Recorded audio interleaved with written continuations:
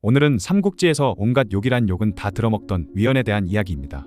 하지만 반대로 위연은 억울하게 죽은 충신이다라는 이야기가 있을 정도로 굉장히 오랜 기간 위연은 과연 충신인가 역적인가를 두고 계속 논쟁을 벌이고 있죠. 그렇다면 위연은 과연 어떤 인물이었을까요? 위연은 원래 유비의 부곡, 즉 사병 출신이었습니다. 그런데 위연은 유비의 입촉 후 그동안 세웠던 공으로 아문장군까지 오르고 훗날엔 정서대 장군이라는 엄청난 자리까지 올라가죠. 정서대 장군은 관우나 장비 같은 최고 무장들과 비슷한 급의 자리였는데 이는 황충이나 조은보다도 더 높은 지위였습니다. 말 그대로 이등병에서 포스타 장군까지 지위가 수직 상승한 셈이었죠. 그러던 219년 정말 놀라운 일이 벌어집니다. 유비가 한중을 차지한 후 누군가를 그곳의 수비 책임자로 임명해야 했는데 장비 본인을 포함해 모든 사람들이 당연히 장비가 선택될 거라고 생각했지만 모두의 예상을 뒤엎고 유비는 위연을 한중 수비 책임자로 임명하죠.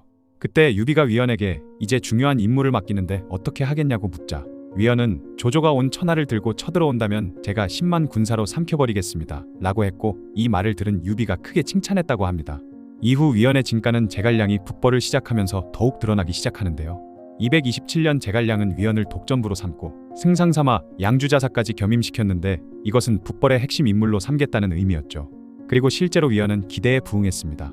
230년에는 오이와 함께 강족이 있는 남한군으로 들어가서 위나라의 후장군 비호와 옹주자사 곽해를 양계에서 크게 무찔렀죠. 또한 231년에는 제갈량이 다시 북진해서 사마이와 대치할 때 위연이 고상, 오방과 함께 사마이군을 크게 격파하기도 했습니다. 이런 공로로 위연은 전군사와 정서대장군에 오르게 되죠. 그런데 위연은 단순한 무장이 아니었는데요. 그에게는 야심찬 전략적 구상이 있었죠.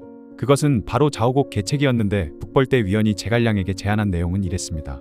자신에게 정예병 5,000명과 식량을 운반할 사람 5,000명, 총 1만 명만 준다면 자오곡을 거쳐 열흘도 안 되어 장안에 도착할 수 있다. 갑자기 나타난 자신의 병력을 보고 하우무는 겁을 먹어 도망칠 것이고 그 사이 제갈량이 야곡을 통해 병력을 이끌고 오면 동관에서 적을 맞이할 수 있으며 그러면 함양 서쪽을 한 번에 평정할 수 있다는 것이었죠.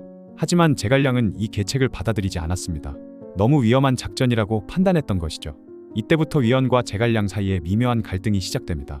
위연은 제갈량을 겁쟁이라고 말하며 자신의 능력이 제대로 발휘되지 못한다고 불만을 표출했죠. 하지만 동시에 위연은 북벌에서 계속 큰 공을 세웠기 때문에 제갈량도 위연을 함부로 대할 수 없었던 것입니다. 그만큼 위연은 능력은 뛰어났지만 성격에 문제가 있었는데요. 특히 양이라는 인물과는 정말 심각하게 대립했습니다. 어느 날은 말다툼이 격해지자 위연이 검을 뽑아서 양이를 위협하기까지 했죠. 하지만 제갈량은 위연의 용맹과 양이의 재능을 모두 아꼈기 때문에 어느 한쪽도 버릴 수 없었습니다. 그러던 234년 다섯 번째 북벌 중에 제갈량이 위독해지는데요. 제갈량은 죽음을 앞두고 비밀리에 양이 강유를 불러 철군 계획을 알려줬죠. 그리고 위연에게는 후발을 맡기되 만약 위연이 명령을 따르든 따르지 않든 바로 군을 출발하라고 지시했죠. 이때 많은 사람들이 제갈량은 왜 군부 2인자인 위연을 철군 계획에서 배제했을까? 라는 의문을 가지게 되었습니다. 하지만 그 의문은 얼마 안가 풀리게 되죠.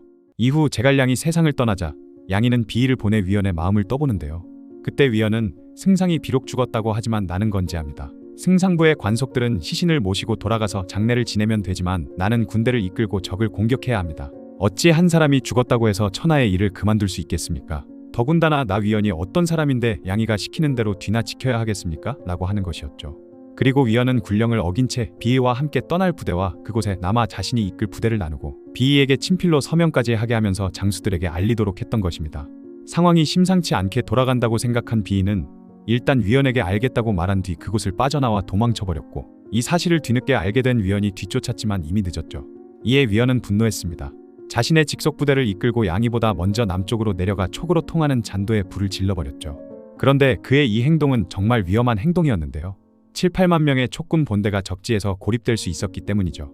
그리고 위연과 양이는 서로 상대방이 반역했다고 촉나라 황제 유선에게 고발했습니다. 결국 위연은 남곡구를 점거하고 촉군 본대를 공격하는 만행을 저질러 버리는데 이때 왕평이 위연의 선봉대를 만나서 이렇게 외쳤죠. 승상께서 돌아가시고 그 시신이 아직 식지도 않았는데 너희들은 어찌 감히 이런 짓을 하느냐.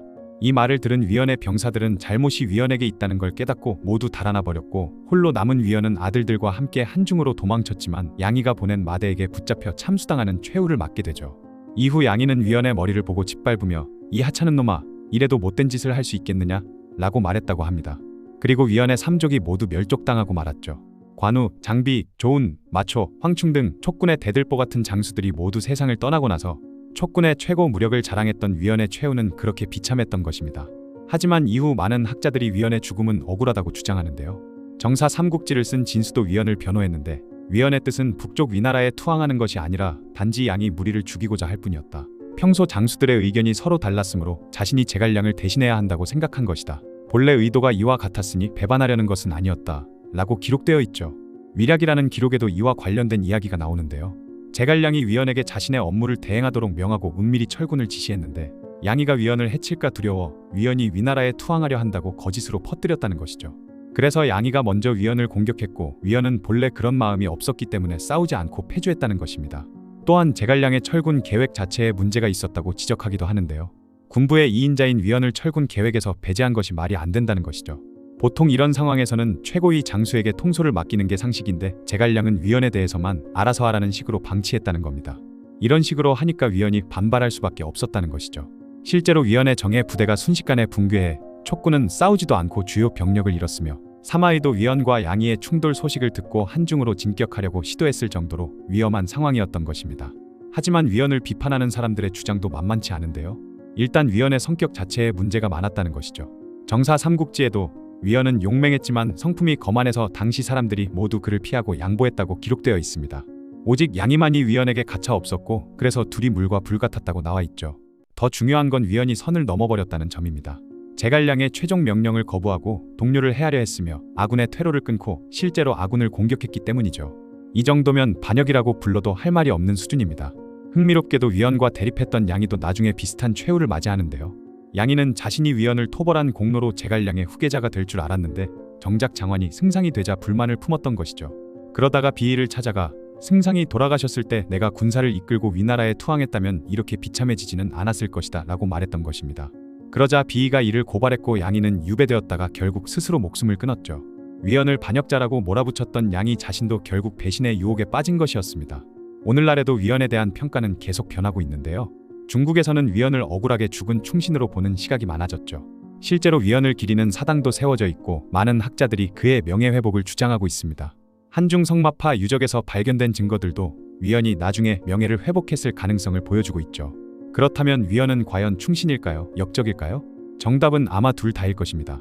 위원은 촉한에 대한 충성심은 확실했는데 끝까지 위나라에 투항하지 않았고 한중을 지키며 북벌에도 헌신적으로 참여했기 때문이죠. 하지만 동시에 개인적인 야심과 성격적 결함 때문에 결정적인 순간에 잘못된 선택을 했고 결국 삼족이 멸하는 최후를 맞게 된 것입니다.